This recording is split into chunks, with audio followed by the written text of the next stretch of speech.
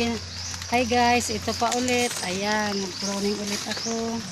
Ganyan siya, di ba? Marami. Yan, ganyan.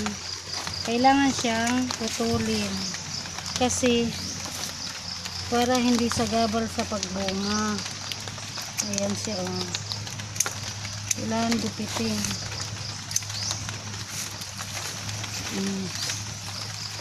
Mahirap siya guys kasi ang dami nang tumubo. Yan, kailangan siyang linisin siya talaga kasi sagabal siya sa paglaki.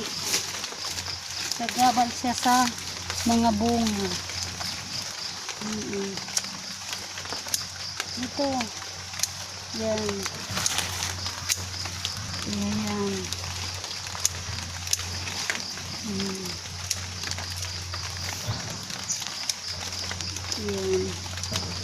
Ganyan siya. Malinis na. Ito. Yan.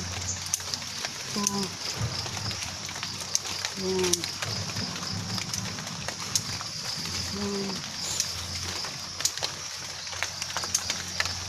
Yan. Malinis na. Ito pa.